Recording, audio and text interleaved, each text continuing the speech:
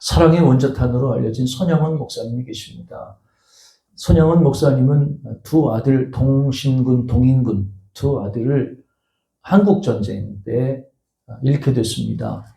공산당이 이제 동네에 쳐들어와서 예수 믿는 사람들을 핍박하고 죽이려고 했는데 죽창으로 사정없이 찔러 죽이게 됐었죠. 그때 손양원 목사님의 두 아들 동신군, 동인군이 함께 순교를 당하게 됐지요. 손양원 목사님은 자기 아들을 죽인 그 공산폭도를 청년을 용서했습니다. 그리고 참 놀랍게도 자기 두 아들을 죽인 그 원수를 자기의 양아들로 삼았습니다. 손양원 목사님의 딸이 있었는데 그 딸 이름이 손동희 권사거든요. 이 손동희 권사는 어렸을 때 그런 아버지의 그런 용서를 받아들이기가 굉장히 어려웠어요. 그리고 아버지 손양원 목사에게 다음과 같이 따져서 물었다고 하죠. 아버지, 우리가 아무리 크리스찬이라고 해도 오빠를 죽인 자를 용서하는 것까지는 하나님의 사랑으로 이해할 수 있어요. 그런데 그 원수를 자신의 아들로 삼고 딸인 저에게 오빠라고 부르게 하는 것은 너무하지 않아요? 저는 그렇게 할 수 없습니다. 라고 딸이 아버지에게 이야기를 했지요. 그녀는 아버지가 너무 야속하고 원망스러웠다고 그래요. 그때 손양원 목사님이 어린 손동희 딸에게 이렇게 이런 이야기를 했다고 합니다. 동희야, 그거 참 이상하구나. 내가 읽고 있는 성경과 내가 가진 성경이 차이가 나는 것 같구나. 내가 읽은 성경에는 하나님의 말씀에 원수를 사랑하라 했지 내가 사랑하고 싶은 사람만 사랑하라고 기록되어 있지 않단다. 하나님의 말씀은 1.1획도 다르게 적용해서는 안 된다. 그건 크리스찬의 모습이 아니란다. 손동희 권사는 아버지의 말을 듣고 너무나 속상해서 울다가 잠이 들었다고 그래요. 한참을 자는데 새벽에 어떤 큰 소리가 나서 잠이 깨서 바깥으로 나가게 됐지요. 그런데 거기에 그녀의 아버지 손양원 목사님이 황소 같은 모습으로 황소 같은 소리를 내면서 우는 모습을 보고는 큰 충격을 받았다고 합니다. 손양원 목사님도 인간인지라 죽은 아들을 그리워하면서 아무도 보지 않는 새벽에 짐승처럼 큰 소리로 죽은 아들을 생각하면서 목 놓아 울부짖어 울고 있었다고 하는 것이지요. 손양원 목사님은 겉으로만 슬픔을 감춘 것일 뿐 떠나보낸 자식을 가슴에 묻고 무척이나 괴로워했다고 하는 것이 그 딸의 증언이라고 하는 것입니다. 여러분, 이 이야기를 듣고 여러분 어떤 생각을 갖고 있습니까? 우리가 주의 길을 따른다는 것은 참 외롭고 고독하고 쓸쓸한 길이라는 생각이 들어요. 우리가 주님의 말씀을 따라 이 세상을 살고자 우리가 노력을 합니다. 그러나 우리는 실제로 우리가 이 세상을 살면서 주의 뜻대로 살아가는 것, 주의 말씀대로 살아가는 것이 얼마나 힘들고 어려운 일인지를 우리는 경험을 하고 있죠. 우리는 어떻게 될까요? 여러분, 이런 갈등이 있을 때 여러분은 어떻게 이 문제를 극복할 수 있겠습니까?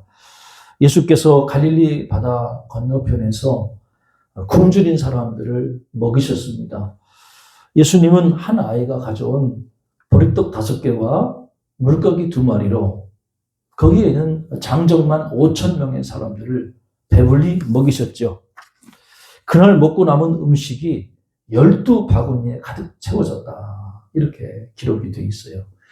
그러니까 주님이 그날 베푸신 기적이 얼마나 풍성한 것이었는지 우리가 잘 알 수 있는 대목이라고 생각을 합니다.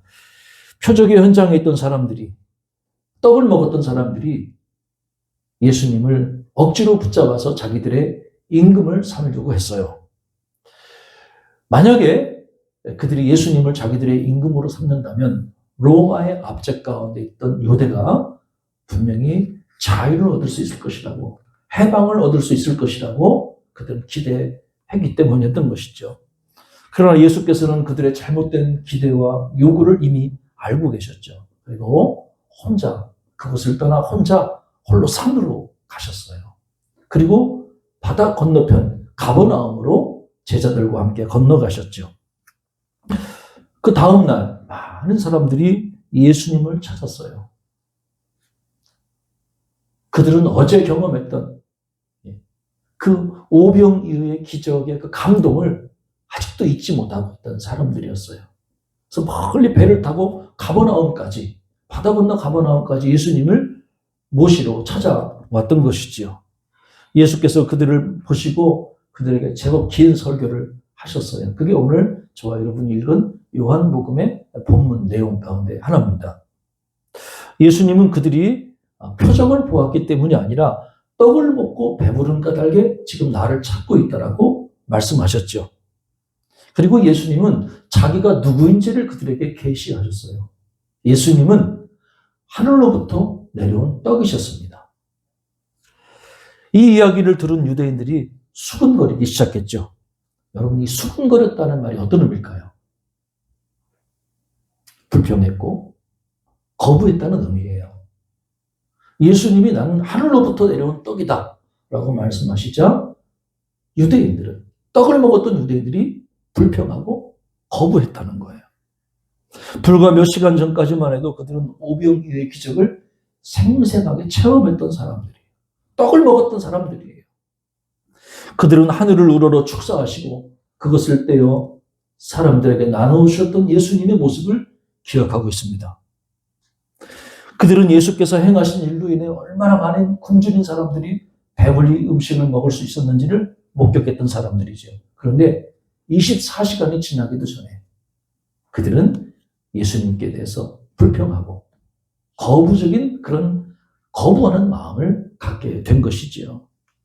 수근거리고 있던 유대인들을 향해 예수님께서 그런 말씀을 이어가시죠. 유대인들은 광야에서 만나를 먹었어도 죽었거니와. 그들이 왜 죽었죠? 40년 동안 이스라엘 광야에서 만나를 먹었던 유대인들이 왜 죽었지요? 가나안 땅에 들어가지 못하고 왜 죽었습니까? 그들의 불신앙 때문이지. 그러나 하늘에서 내려온 살아있는 떡을 너희가 먹는다면 영생하리라.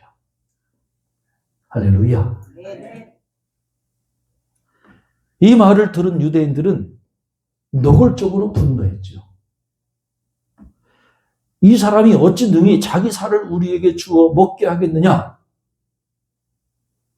따지고 물었던 거예요.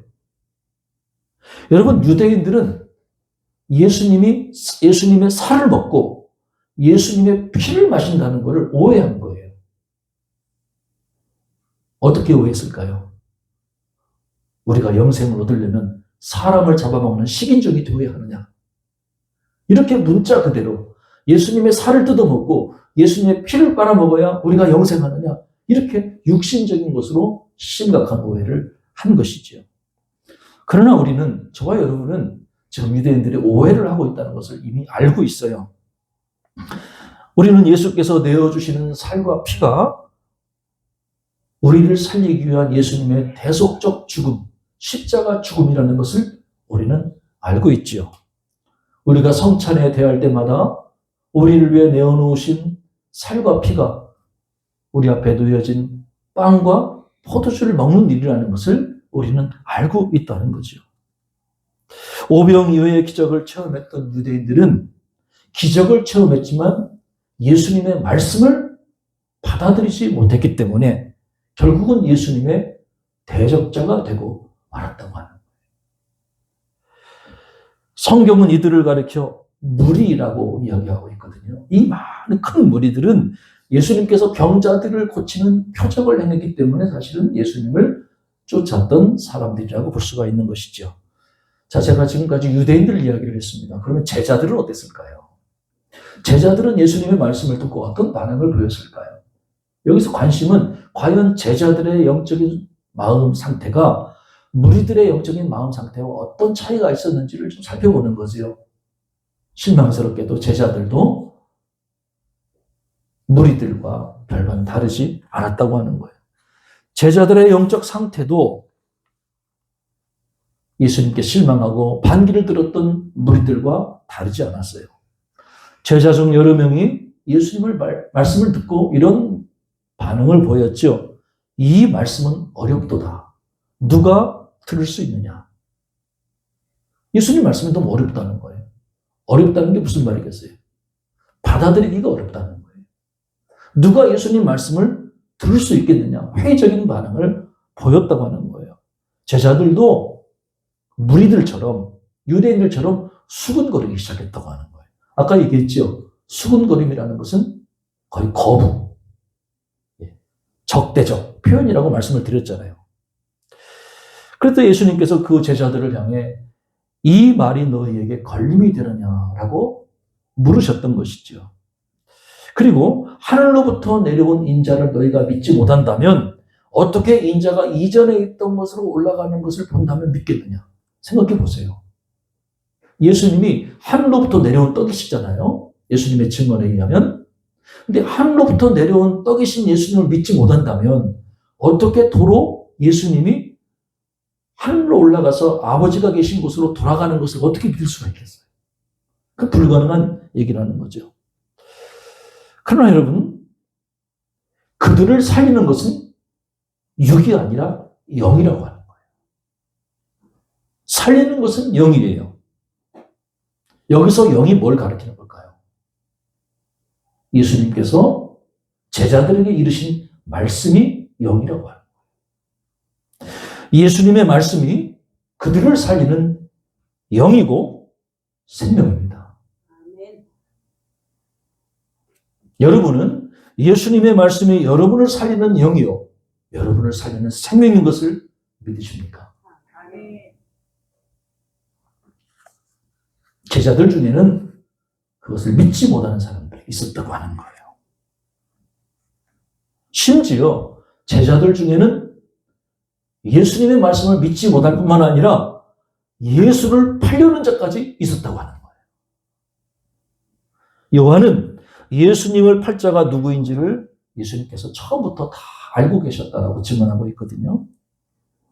그래서 그때부터 예수님의 제자 중에서 많은 사람이 예수님의 말씀을 받아들이지 못하고 예수님의 곁을 떠났어요. 그리고 다음부터는 예수님과 함께 다니지 않았던 것이지요. 여러분, 예수님을 쫓는다는 게 이렇게 어려운 일이라고 하는 거예요. 벼락부자가 된 청년 이야기가 있더라고요. 이 청년은 돈을 많이 벌어서 예수님을 잘 믿는 자기 어머니를 생각했어요. 이 돈 많은 부자 청년이 시장을 돌아다니다가 동물들을 파는 동물 가게에 들어갔어요. 그리고 주인에게 물어보는 것이죠. 우리 예수를 잘 믿는 우리 어머니를 위해서 선물하고 싶은데 이 집에 좀 특별한 동물이 있습니까? 그러자 주인이 말하기를 아주 특별한 새가 있습니다. 이 새는 얼마나 똑똑한지 이 새는 주기도문을 다 외워요. 그리고 이 새는 시편을 다 암송해서 읊어요. 아마 예수 잘 믿는 어머니 곁에 두면 어머니가 아주 믿음이 더 좋아질 겁니다. 그래서 이 부자 청년이 많은 값을 주고 이 특별한 새, 주기도문도 외우고 시편을 다 읊조린다는 새를 사서 어머니께 보내드렸어요. 며칠 후에 어머니로부터 전화가 왔어요. 얘가 참 고맙다. 네가 보내준 선물 참 잘 받았다. 진짜 맛있더라.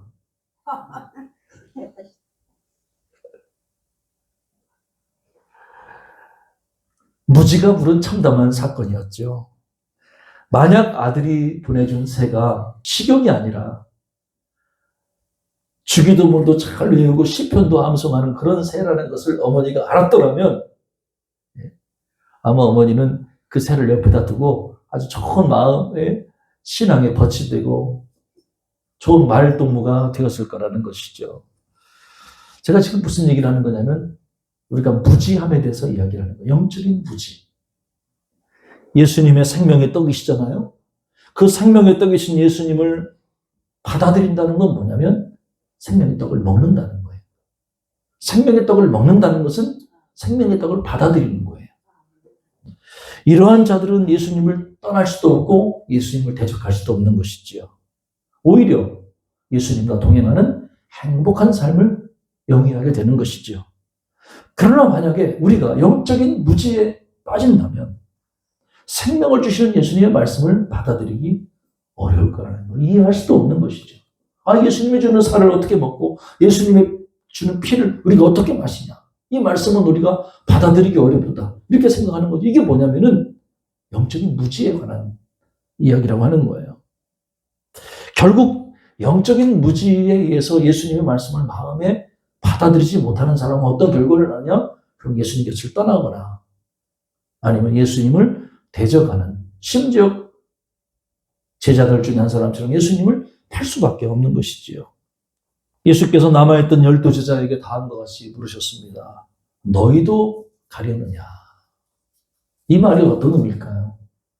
저는 이 말이 설마 너까지 가려고 하는 건 아니겠지. 그런 의미라고 저는 생각을 합니다. 그때 시몬 베드로가 대답하죠. 주여, 영생의 말씀이 주께 있사오니 우리가 누구에게로 가오리까? 참 멋진 말 아니에요? 어떻게 베드로가 이렇게 말할 수 있었을까?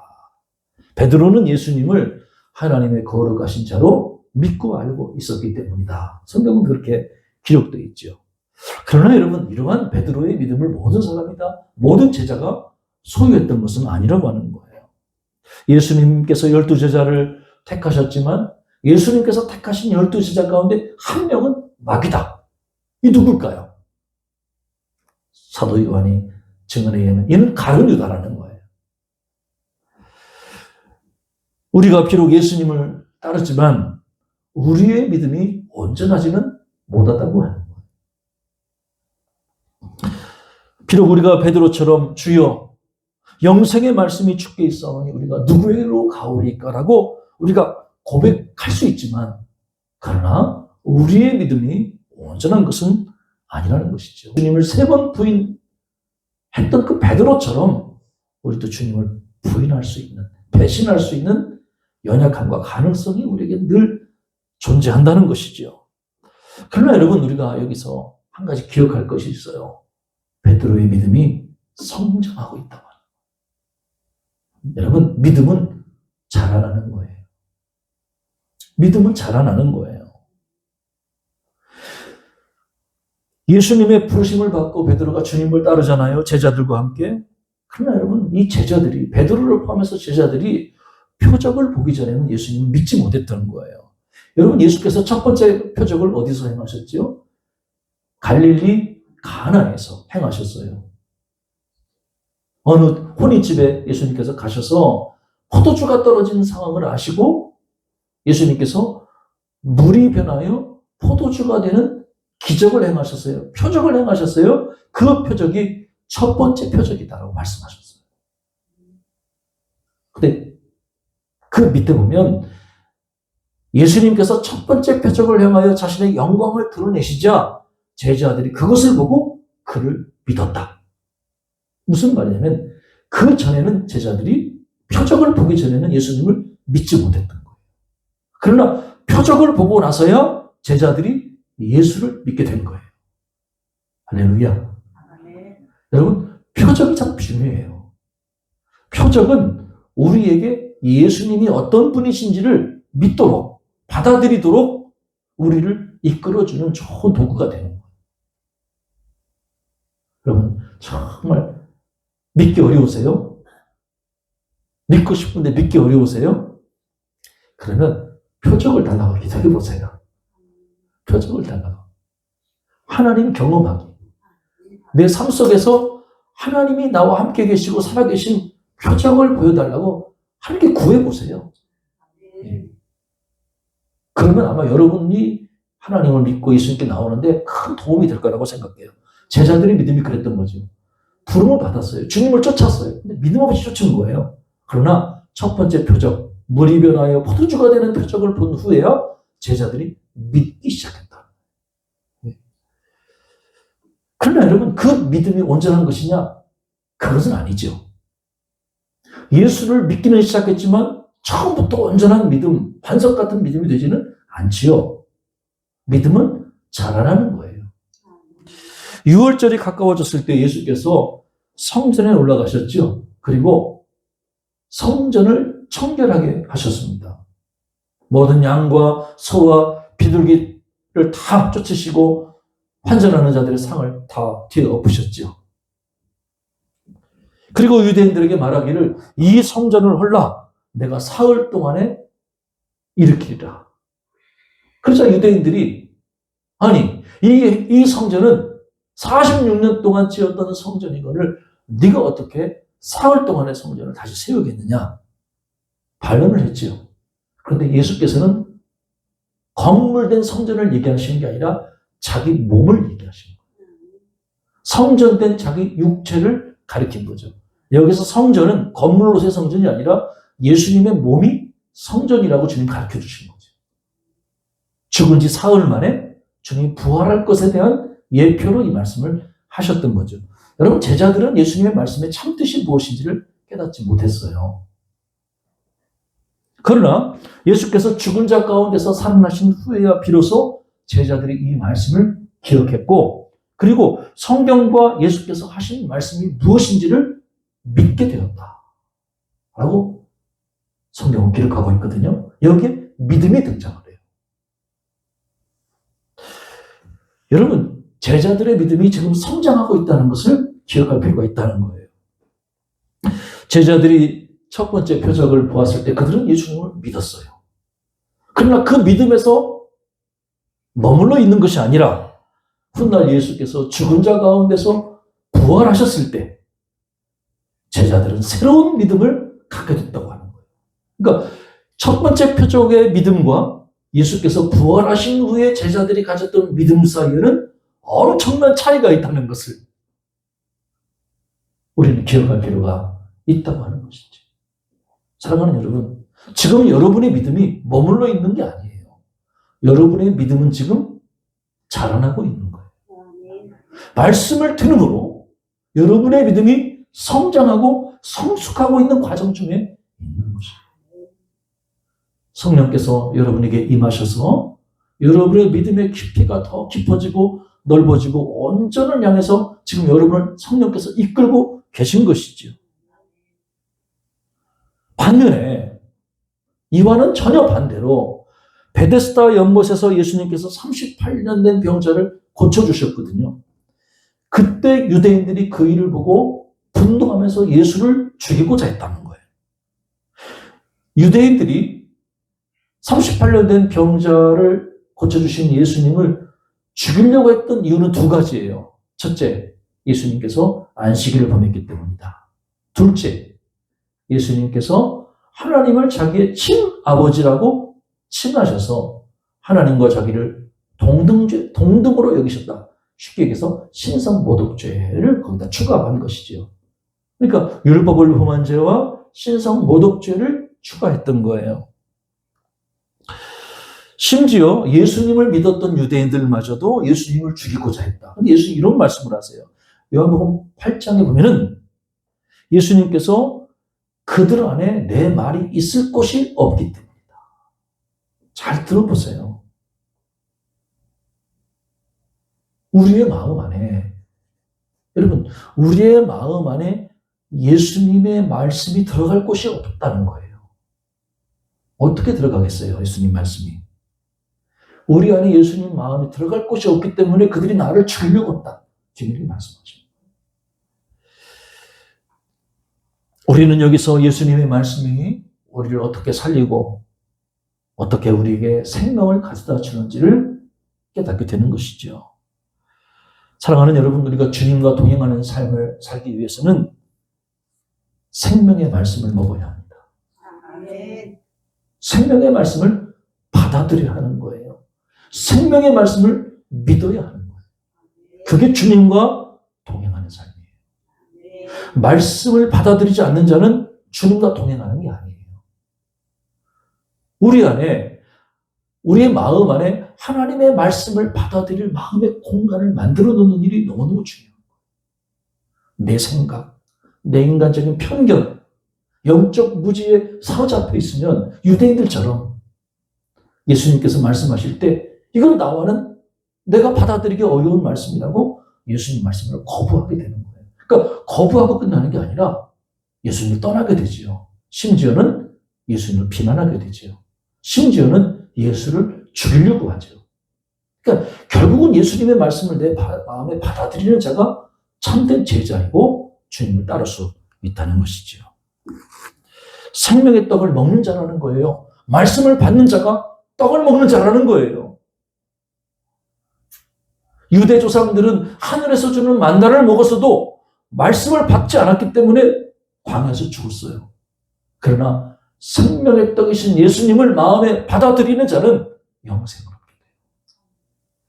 아프리카에 사는 한 선교사님이 선교 지역을 답사하다가 그만 길을 잃었어요. 도저히 길을 찾지 못해서 할 수 없이 그 지역 원주민 한 사람에게 부탁해서 내가 돈을 줄 테니 나 이 정글숲을 좀 빠져나갈 수 있게 나를 가이드해 주십시오. 고용을 했죠. 이제는 지역 원주민인 가이드가 안내하는 대로 따라가는데 계속 선교사님이 느낄 때 이상한 곳으로만 뱅뱅 도는 것 같아요. 왔던 길 또 오는 것 같고 헤매는 것처럼 보였죠. 그래서 의심스러운 눈빛으로 선교사님이 그 원주민에게 묻습니다. 당신 도대체 길을 알긴 아는 거요? 당신도 혹시 길을 잃고 헤매는 건 아니겠죠? 그러자 원주민이 웃으면서 이렇게 대답하더래요. 선교사님, 정글에는 길이 없어요. 내가 가는 길이 곧 길입니다. 맞아요, 여러분. 정글에는 길이 없어요. 가이드가 가는 곳이 길인 거예요. 가이드를 철저히 신뢰하지 않고는 그 정글 숲을 빠져나올 수가 없다고 하는 거예요. 이제 말씀을 마치려고 그래요. 우리 인생의 복잡하고 인생의 정글 같은 숲을 우리가 지금 살고 있습니다. 말씀을 따라 사는 길, 그것이 바로 그리스도를 따라 사는 길이에요. 예수님이 생명의 떡이시거든요.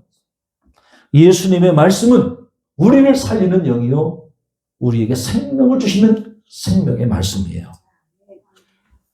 비록 우리의 믿음이 온전하지 못하더라도 우리는 영생의 말씀이 주께 있음을 믿고 주를 떠나서는 아니 된다고 하는 거예요. 예수께로 나아가야 한다는 거예요. 생명의 말씀이 주께 있는데 우리가 어디에 가서 이 떡을 먹을 수가 있다는 말입니까? 예수님 외에 우리에게 영생을 주시는 분은 없어요. 넘어지고 실패해도 다시 우리 손잡아 일으켜 세워주시는 주님 신뢰하고 주님 앞에 나아가셔야 합니다. 주님 곁에 머물면서 주님의 음성을 듣고 주님과 친교를 누리면서 살아가는 행복한 인생 되시기를 주님의 이름으로 축원합니다. 기도하겠습니다.